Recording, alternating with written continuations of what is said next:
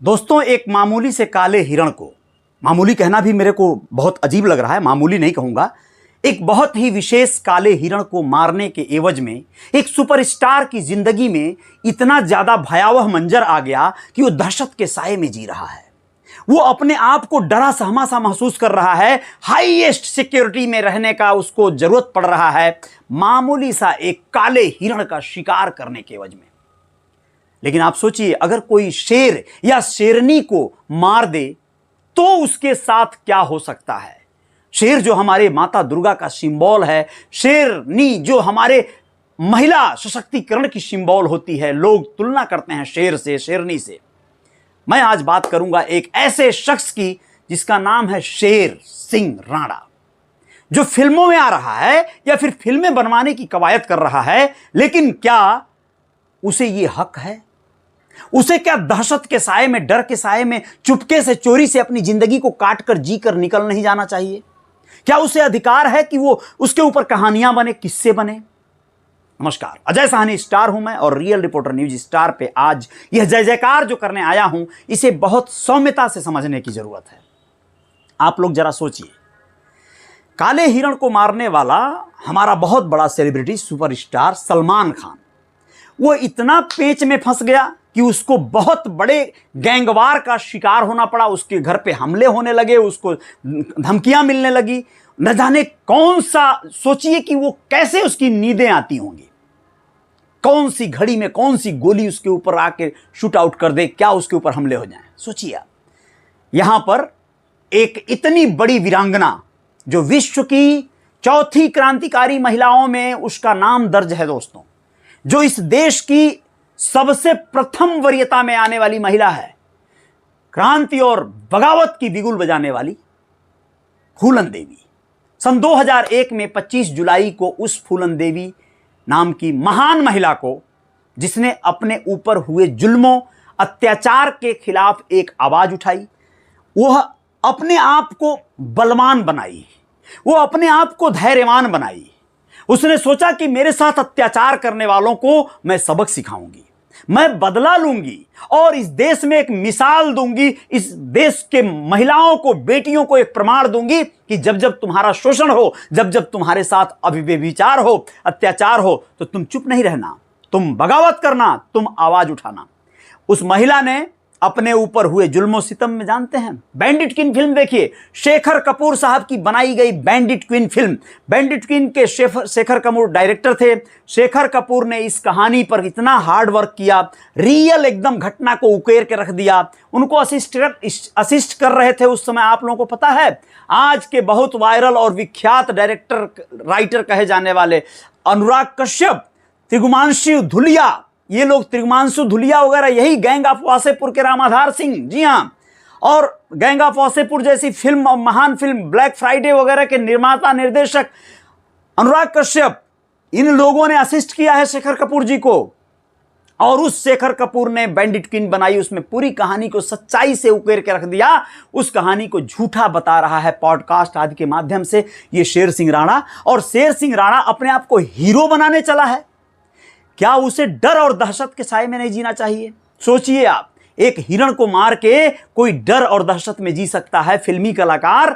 मामूली सी बात है ना, ये छोटी सी बात है ना, जिस पर वो एक बार न्यायालय की तरफ से उसे एक तरह से क्लीन चिट भी दे दी गई है, उसे मोहलत दे दी गई है, फिर भी उसका जान जंजाल में फंसा है। और ये आदमी कोर्ट से, कचहरी से, जैसे भी इसको छुटकारा मिला है, जिस तरह से भी ये जा जाके लोगों से पॉडकास्ट खिलवा रहा है, पॉडकास्ट करने वाले ऐसे नामाकुल लोगों को शर्म नहीं आ रही है कि ऐसे क्रिमिनल को, ऐसे हत्यारे को बैठा कर यहां पर पॉडकास्ट करवाना चाहिए क्या? लेकिन दुर्भाग्य देखिए इस देश का कि यह लोग इसको बिठा बिठा के पॉडकास्ट करवा रहे हैं, और इस पॉडकास्ट में ये बता रहा है किस तरह से कि वो फिल्में बनवा रहा है, फिल्म बना रहा है, इसके ऊपर फिल्म बन रही है, बड़े स्टार कास्ट उसमें काम करेंगे। नहीं नहीं नहीं नहीं, ये जो काम करेंगे ना, वो अपनी कब्र पे कील खोदेंगे, ये ठोकेंगे। ऐसी फिल्में चलेंगी?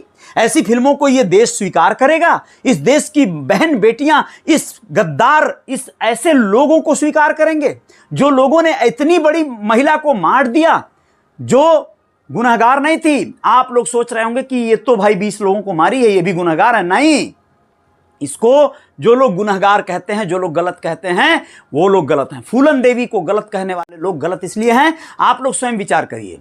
वो जो 20 लोग मरे, कोई तर्क दे रहा है कि वो डाकू नहीं थे, यही बोल रहा है, इस पॉडकास्ट में बोल रहा है वो डाकू नहीं थे, वो क्रिमिनल नहीं थे, वो लोग साधारण लोग थे, किसान थे, मामूली लोग थे। वो लोग मामूली थे तो उस गांव में बेहमई में इतना बड़ा कांड कैसे हो गया, और डाकुओं के डर और दहशत से हो गया। तो आप सोचिए कि जहां पर आपकी बस्ती हो, आबादी हो, अगर महात्मा गांधी ने एक स्लोगन, एक बात कही थी कि जुर्म सहने वाले से, जुर्म करने वाले से बड़ा गुनहगार होता है जुर्म सहने वाला। जुर्म सहने वाला अपनी आवाज उठाना चाहिए।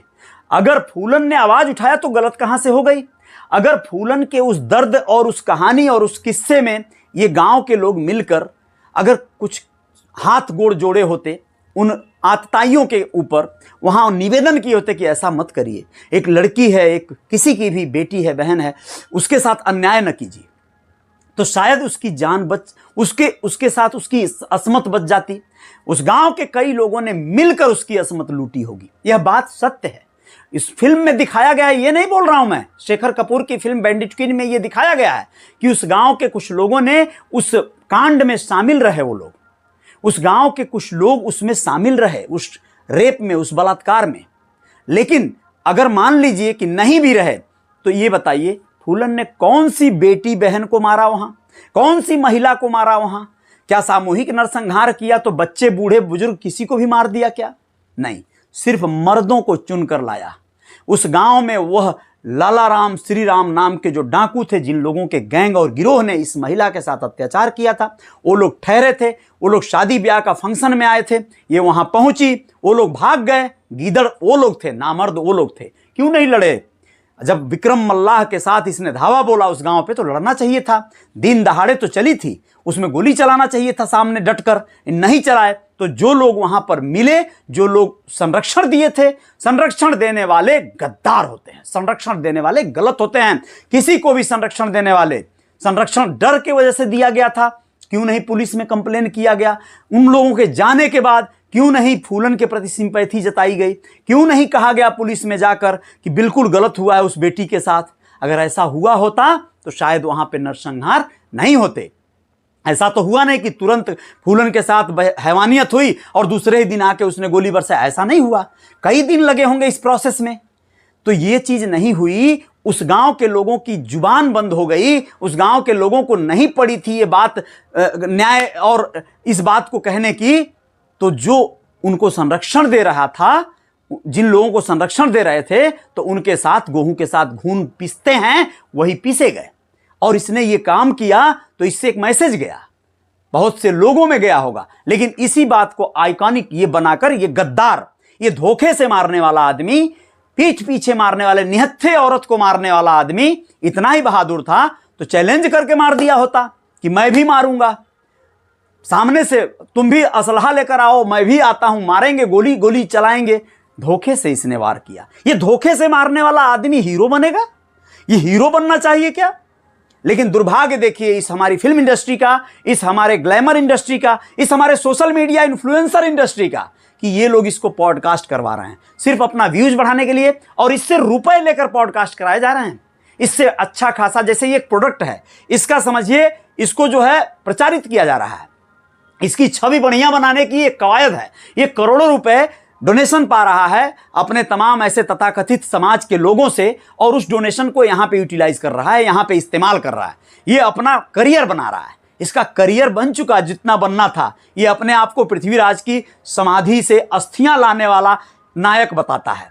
ये नालायक है और ये टोटल जो है एकदम गंदा आदमी है। इस गंदा आदमी का बहिष्कार होना चाहिए। रियल रिपोर्टर न्यूज स्टार के अगर आप रियल वाले फॉलोवर हैं, रियल वाले आप समर्थक हैं, सब्सक्राइबर हैं, तो ऐसे गंदे आदमी की फिल्म क्या है, इसकी तो डॉक्यूमेंट्री भी गंदी और धता दिखाने वाली होती है। ये गद्दार है देश का, इसने जो किया है शर्मसार करने वाला काम किया है। यह बहुत ही वहशी और हैवानियत वाला काम किया है। इसको हीरो नहीं बनाना है, इसको विलेन बनाना है। फिल्म अगर बननी चाहिए तो इसके ऊपर बननी चाहिए कि ये विलेन है, एक विलेन के रूप में इसको परोसना चाहिए, तब जाकर फिल्म बननी चाहिए।